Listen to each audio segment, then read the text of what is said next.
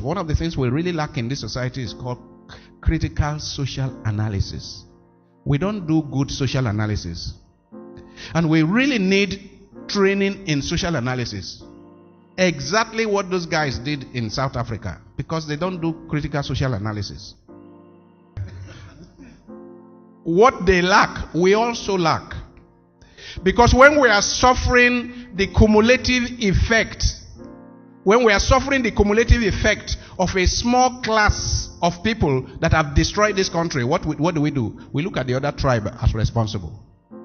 We look at people of the other religion as responsible. True or false? No social analysis. And all leaders of thought should constantly gather their people and teach them and make them know the people who have put us in this mess. And the people who have put us in this mess, they come from north and south and east and west and Igbo and Hausa and Yoruba and Tiv and Jukun, all over. Recently, a list was released of the people who owe the government 5-point-something trillion naira, AMCON. Right? Some of you saw it. Don't they come from north and south and east and west? 5-point-something trillion. That is the equivalent to 1 year's budget of Nigeria. And how many of them? About 20 Nigerians.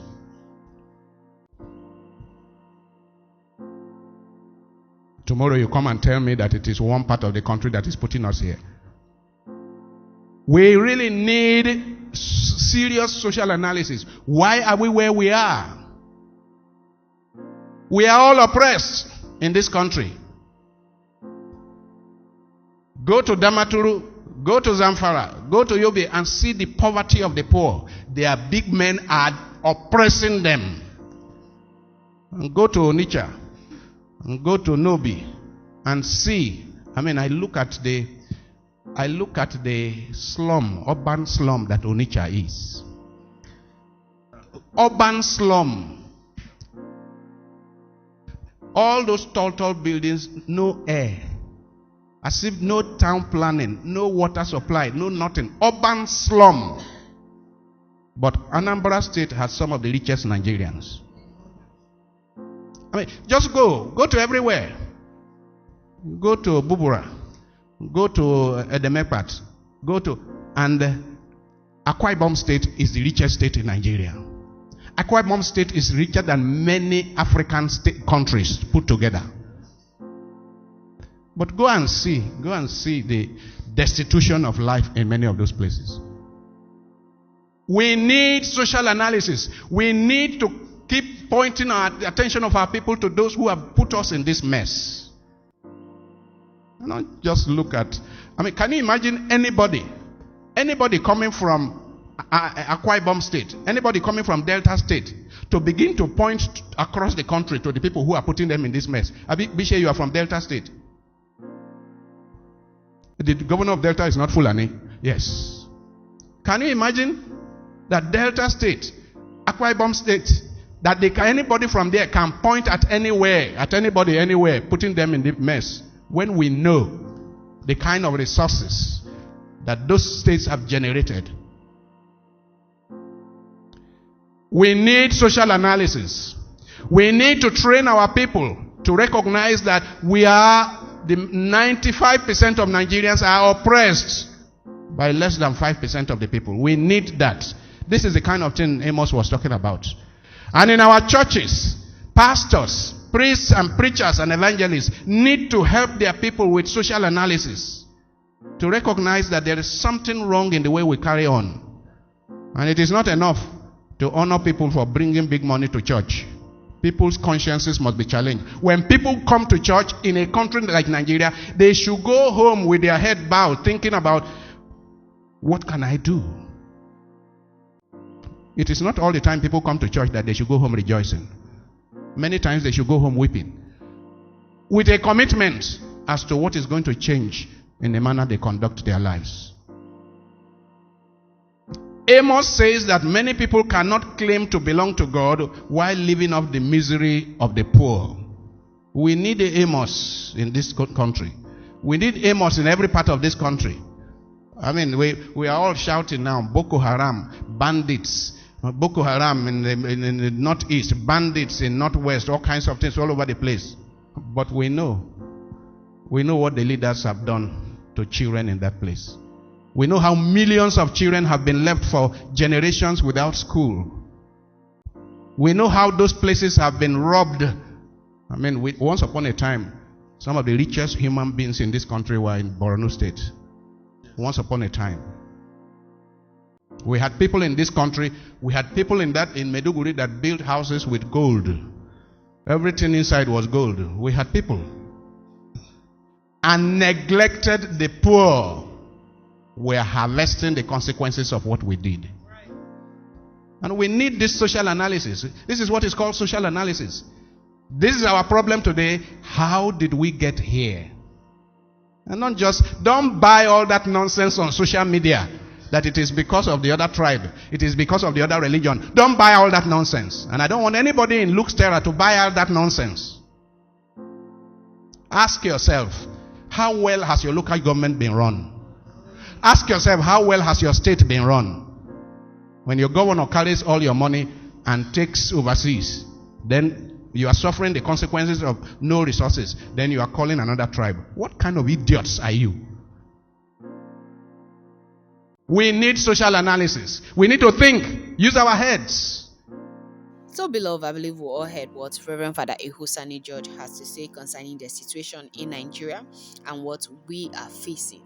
The man of God actually tells us not to actually caution blame on some certain kind of people or category of people. And I know probably he's going to actually stir up some conversation at the comment section, but I want us to look at it from the positive side, because he says that we cannot blame our problem and misfortunes on some certain kind of people like the bandits, the Boko Harams, some ethnic groups in Nigeria, and some religions in Nigeria, that if we want to get a better nation, we should actually attack this thing from the rich down to the poor. And the rich are actually oppressing people in their community, lack of education. If you are rich, is it not to extend it to the poor? That is one thing I want to ask. If you have money in excess, is it not for you to do for people to know that, oh, this person is actually richer than us? He could not just only satisfy the wants and need of his family alone, but he also does that for his community. But no, riches are something that people enjoy or thrive in doing by actually looking at other people like nothing, because once they get money in that particular community, just take your community, your village for example, the families that are well to do, how do they treat the masses? How do they treat other people? They treat other people like a nobody. You're a son of a nobody, and let's say their daughter or their son intends to marry from a family that is not well to do, they say no, you cannot marry from that family, there's nothing to write home about that family, all those shenanigans. So Nigerian problem is not just the politicians, if we want to tackle it. And then there's something that he says that actually interests me about 20 individuals that are Nigerians that are owing almost a budget of a year, and that just blew my head over the roof. And they are still owing more as the year progresses, more debt, and that could actually solve all our problem for a year as a nation, not even a state, not even a local government, a country as big as Nigerian budget is. When President Bola Ahmed Tinubu, they are calling trillions of nairas, billions of nairas, you'll be asking how. And then 20 individuals, and those people are from the northern part, the west, east, and some other few states in Nigeria that make up this 20 list of people that the government has actually loaned money to, and they need to return this money which they have not returned. So how can we actually attack corruption when these same people, they are also ministers, probably governors, probably representative in the government? So the best thing to do is to actually trash out those people. If we really want to actually make this system work, we need to renew our mindset, honestly. And some people will find it very difficult to actually comprehend and say that he's being biased in this video, he's not actually, he's just talking, he's actually blaming some sets of people. No, honestly, the extent you learn, or the helping hand you lend to your neighbor, your brothers and sisters and people surrounding you, it matters a lot. I feel like if the rich did not discriminate us the poor in the manner which they do right now, I don't think the situation of Nigeria will be the way it is right now. I feel like a lot of things would have been different, and some problem would have been attacked or face different or solve different, but it's getting worse. Instead of those people to actually help their community, because you go to some places that you feel like, oh, this one is the richest city, this one, the city is like, there are some slums there that, if you want to talk about the northern states, you want to see children, all these their almajili, you want to see how these people are, when like your jaw will drop. If you have traveled to the north, you'll be like, hey. And it's not just the northern part, or from the east, west, north, south, middle belt, there are slums everywhere. And you want to look at the living condition of people, and then you see that somebody offered these people 1 million naira, you think they will not go and carry outrageous this thing, crimes, or do things, because they don't care, because they have never been given attention. Then somebody give you attention that, if you can go and block road for me, if you can go and do this, and they have made up their mind that, oh, I can do anything for money, I can do anything to leave this situation. Because if you hear some people talk, you'll be like seriously. And these things are, the government are guilty as charged, because these people, local government chairman, like he says, they don't live in their locality, they live in Abuja. State governors don't live in their locality. They live outside the country or Abuja, where is happening, where is bubbling. So how do we make this change? If these people, if you want to be, I always say something in my videos, that something that you don't know anything about, something that you have not studied, something that you don't have love for, I don't think you can actually do that particular thing. Because if you have love for something, you're going to do it with all your heart. Let's say you find interest in something, it could be fishing, sewing, anything. Once you love doing that thing, you do it with ease, you do it with peace. You don't have to struggle to do it, you don't have to compromise to do it, you don't have to do eye service to actually get that particular job done, because it's your field, it's your area, it's what you love doing. And I in terms that these politicians are not going into positions or offices just to help the masses, they are going there for their selfish interests, because there's enough money. I used to remember those days when I was in school, there's something that my landlord actually say, because sometimes, like, you're coming back from school, he stops you guys to actually have a conversation. And I remember back then, me and my roommate, he was actually gisting us, and he was like, oh, back then when he actually did his masters and he was seeking for job, there were government offices that were open to him, that were recommended by his fathers, uncles and family members that were in government, working in government. But because of how the payment sector was very very little, but the private sector were paying more, he decided to actually go for the private sector. He didn't want to work for the government because the pay was too small. But we should look at it right now, that the government are taking times 10 of what the private sector is actually paying. He's not going to say, oh, he regrets, because he has already retired. And he was just trying to tell us that anywhere we find ourselves, in as much as we want to be self-employed and all that, we should also link towards the government. And because there's more profit at the end of the day when you go on your retirement, and you could still get something. That is the difference between the government and the private sector. And I was like, okay. There were some days back, I was just flashing back to what the man was saying back then, and I was like, actually this man was making sense. But the way that people are going into they want to be employed by the government, they want to become government worker, just quote unquote, just for the money, not because they love doing that thing. You see somebody that is it's into health department, they don't even report to office. You see somebody that is into agriculture department and all that in local government, they don't report. They are what we call ghost worker. So if you want to fight corruption, you need to filter from these people down to the top. Like I always say, all of us are corrupt, because anywhere there is money, we can do anything for money, we kill for money. A lot of people that have become what they have become today, it's because of money, the love for money. I'm not saying that money is not good.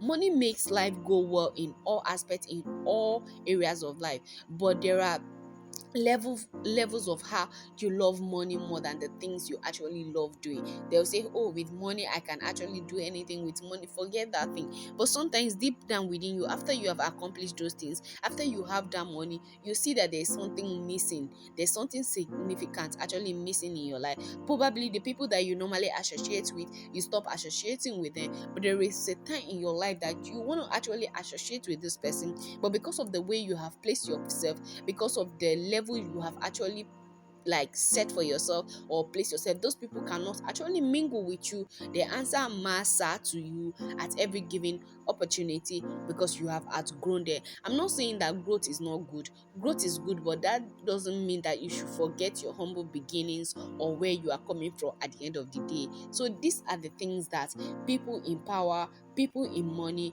people in government actually do to oppress those of us that don't have. And each time you try to work your way to the top, each time you struggle, you go to school. I remember those days they used to tell us that when you get an education, anything you want in life, it's gonna be actually hand over to you in a platter of gold. So education is just the key to every successful person out there. That is what they cajole us to. After your secondary school, you intend to do everything within your power, either go for jam or go out of the country to get a degree or a master's, a PhD, and then you come back, you're still struggling. Unless you have a family that your father is a notorious businessman that can tell somebody in the that, oh, my daughter, my son is into this, can you actually find position for them in this area, in this field? Like, you owe favors, they do favors for each other. The rich actually roll together. You will not see the poor in their circle, and if you are the poor individual in their circle, these people are going to treat you like nothing. They are going to treat you like nothing. So you want to open your mouth and say that, oh, they don't discriminate. See, it's too far. I used to remember back those days that for those of you or those of us that were in school, so some of them that their families are actually well to do more than your family, the way they treat you, the way they do something to you. And I'm not saying they are bad, or they are also good in their own way, but their manner of approach, when you complain about something, they say, don't worry, this, that. I used to have friends those days that when you're complaining about money, it's like something. Some people, their allowance is as high as 500k a month. So you'll be like, and then when you talk, they say, oh, you want to compare Nigeria money to this place money. It's not like that, it's not like this, it's not like that. I'm talking for those that didn't school in Nigeria. Then for those that also went to school in Nigeria, private universities, you see, in as much as your father or mother can struggle to actually raise that 400k, 500k in a semester for you to be able to go to school with the rich, the elite children, that does not mean that you are in the same categories with you. They're going to fish you out, and they're going to say, and if you try to fit into these people's lifestyle, you start doing things that you are not supposed to do at the end of the day, because you want to fit in, because you want to belong. For those that want to belong, if you understand what I'm saying. So we need to actually trash this issue from top to the bottom, so everybody is guilty as charged. And I just hope that one day they can actually fish out this bad governance and this bad people in the society, and let's make a change for the betterment of the nation called Nigeria, because we don't have any other country apart from Nigeria. People don't even like us. Even our African brothers and sisters don't even like us. Once you bear that name Nigeria, I'm a Nigerian, you're from Nigeria, like, you're someone that they target. You people are bad, your people are not good, your people do money ritual, your people are thieves, your people are criminals. I don't like Nigeria. You see that, for some of us that have been to some few other countries within Africa, and you see that some people, once you just mention I'm in Nigeria, a landlord will tell you that I don't want to give my house to Nigeria. Those people are rude. I don't like them. Like, you have not known me to actually, you didn't even give me the time to actually tell you who I am. You don't even give me the time for you to even get to know me. You just discriminate. You just put me in a black box. Bah, Nigerians are bad. I can actually say that Kenyans are bad, Ghanaians are bad, South Africans are bad. But no, I won't do that, because you tell people by individuals. I cannot say because I had an experience with one bad Ghanaian or one bad Kenyan or one bad South Africans, then I classify everybody that comes from that country as bad, but that is how they intend to label us, but we still thrive at the end of the day. So if we really want to change, if we really want to make a significant change in Nigeria with what we are about to do, with this protest we are about to carry out, we need to actually sit, re-strategize, and then know how to tackle these things. And a lot of people need to be bring to book. Some people need to come and give an account of what they are actually doing as ministers, governors, local government chairman, whatever. You need to be able to give concrete accounts at the end of the day. That is just what I just have to say in this video. After hearing what Rer.Fr Ehusani has to say, please do to subscribe, comment, like, share with family and friends, and don't forget to turn on the post notification bell to get notified whenever I upload a new video. And if you're a returning subscriber, I want to say a very big thank you for watching this video. God bless you, and I'll see you in the next one shortly. Bye for now, guys.